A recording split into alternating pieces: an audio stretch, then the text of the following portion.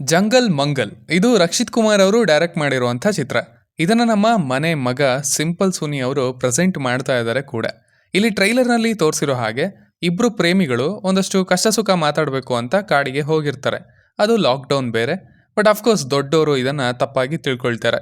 ಇವರಿಗೆ ಬುದ್ಧಿ ಹೇಳಬೇಕು ಅಂತ ಇವರನ್ನು ಹುಡ್ಕೋದಕ್ಕೆ ಶುರು ಮಾಡ್ತಾರೆ ಕೂಡ. ಸೊ ಇವರು ಸಿಗಾಕೊಳ್ತಾರ, ಇಲ್ಲಿ ಏನೇನಾಗತ್ತೆ ಆ್ಯಂಡ್ ಸಿನಿಮಾದಲ್ಲಿ ಯಾವ ರೀತಿ ಎಲ್ಲದಕ್ಕೂ ಒಂದು ಕ್ಲೋಜರ್ ಸಿಗತ್ತೆ ಅನ್ನೋದನ್ನೆಲ್ಲ ನೀವು ಸಿನಿಮಾದಲ್ಲೇ ನೋಡಿ ತಿಳ್ಕೊಳ್ಬೇಕು. ಮೊದಲನೇದಾಗಿ ಇದರ ಪಾಸಿಟಿವ್ಸ್ ಕಡೆಗೆ ಬರೋದಾದರೆ ಅದು ಇದರ ಕಥೆ ಚೆನ್ನಾಗಿದೆ ಅಂತ ಹೇಳ್ತೀನಿ. ಸಿಂಪಲ್ ಆಗಿದೆ ಬಟ್ ಚೆನ್ನಾಗಿದೆ. ಆ್ಯಂಡ್ ಅದು ಚೆನ್ನಾಗಿ ಯಾಕೆ ಅನ್ಸುತ್ತೆ ಅಂದರೆ ಇವರು ಎಲ್ಲವನ್ನ ಕ್ಲೋಸ್ ಮಾಡೋ ರೀತಿಯಿಂದ ಆಲ್ಮೋಸ್ಟ್ ಇಂಟ್ರೊಡ್ಯೂಸ್ ಮಾಡಿಸಿದಂಥ ಪ್ರತಿ ಕ್ಯಾರೆಕ್ಟರ್ ಕೂಡ ಇಂಪಾರ್ಟೆಂಟೇನೆ, ಅದು ಎಲ್ಲೋ ಕನೆಕ್ಟ್ ಆಗಿರುತ್ತೆ. ಆಲ್ಸೋ ಒಂದು ಸಣ್ಣ ಸೀಕ್ವೆನ್ಸ್ ಕೂಡ ಇನ್ಯಾವುದೋ ರೀತಿಯಲ್ಲಿ ಈ ಸಿನಿಮಾದ ಪ್ರೊಸೀಡಿಂಗ್ಸ್ನ ಚೇಂಜ್ ಮಾಡಿರುತ್ತೆ. ಈ ಥರ ಇವರು ಮಾಡ್ಕೊಂಡಿರೋ ಒಂದು ಲೈನ್ ಸ್ಟೋರಿಗೇನೆ ಇವರ ಮೇನ್ ಪಾಯಿಂಟ್ ಏನಿದೆ ಅದಕ್ಕೇನೆ ಆಲ್ಮೋಸ್ಟ್ 3 ಕಡೆಯಿಂದನೂ ಕಥೆಗಳು ಕ್ಯಾರೆಕ್ಟರ್ಗಳು ಬಂದು ಕೂಡೋ ಹಾಗೆ ಬರ್ಕೊಂಡಿದ್ದಾರೆ. ಆ್ಯಂಡ್ ಕರೆಕ್ಟಾಗಿ ಎಲ್ಲವನ್ನ ಅರ್ಥ ಆಗೋ ಹಾಗೆ ಎಲ್ಲದಕ್ಕೂ ಒಂದು ವ್ಯಾಲಿಡ್ ರೀಸನ್ ಅಂತಲೂ ಕೊಡ್ತಾರೆ. ಸೊ ಅದು ನನಗೆ ತುಂಬ ಇಷ್ಟ ಆಯಿತು ಅಂತ ಹೇಳ್ತೀನಿ. ಎಕ್ಸ್ಟ್ರಾಸ್ ಅಂತ ಯಾವುದೂ ಇಲ್ಲ.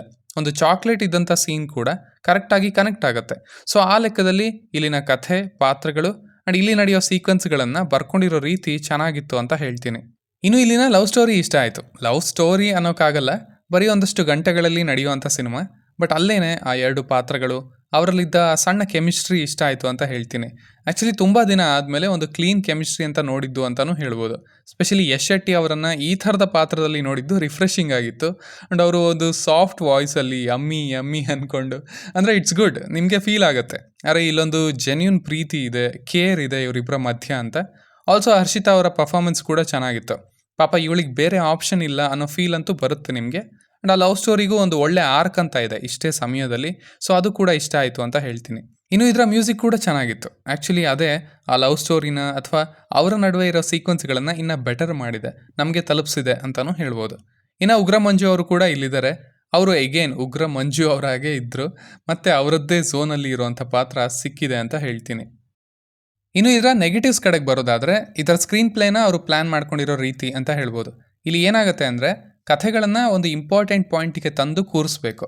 ಬಟ್ ಅಲ್ಲಿರೋ ಕ್ಯಾರೆಕ್ಟರ್ಗಳ ಜರ್ನಿಯನ್ನು ಹೇಳಬೇಕು, ಯಾಕೆ ಹಾಗಾಯಿತು ಅಂತ. ಸೊ ಹಾಗಾಗಿ ಸಿನಿಮಾ ಒಂದು ಒಳ್ಳೆ ಪಾಯಿಂಟ್ ತನಕ ಬಂದು ಮತ್ತೆ ಹಿಂದೆ ಹೋಗುತ್ತೆ. ಅದಷ್ಟು ಪಾರ್ಟ್ನ ಕವರ್ ಮಾಡಿಕೊಂಡು ತೋರಿಸ್ಕೊಂಡು ಬರುತ್ತೆ. ಇದು ಫಸ್ಟ್ ಹಾಫ್ನಲ್ಲಿ ಓಕೆ, ಬಟ್ ಎರಡನೇ ಅರ್ಧದಲ್ಲೂ ಕೂಡ ಮುಂದೇನಾಗುತ್ತೆ ಅನ್ನೋ ಕ್ಯೂರಿಯಾಸಿಟಿಲಿ ಇದ್ದಾಗ ಮತ್ತೆ ಹಿಂದೆ ಹೋಗಿ ಅಲ್ಲಿ ಟೈಮ್ ಸ್ಪೆಂಡ್ ಮಾಡುತ್ತೆ. ಅದರಿಂದ ಇಲ್ಲಿರುವಂಥ ಥ್ರಿಲ್ ಅಥವಾ ಆ ಇಂಟ್ರೆಸ್ಟ್ ಕಮ್ಮಿ ಆಗಿಬಿಡುತ್ತೆ. ಆಗಲೇ ಹೇಳಿದ ಹಾಗೆ ಇಲ್ಲಿ ಯಾವ ಸೀನ್ ಕೂಡ ಎಕ್ಸ್ಟ್ರಾ ಅಲ್ಲ, ಎಲ್ಲದೂ ಇಂಪಾರ್ಟೆಂಟೇನೆ.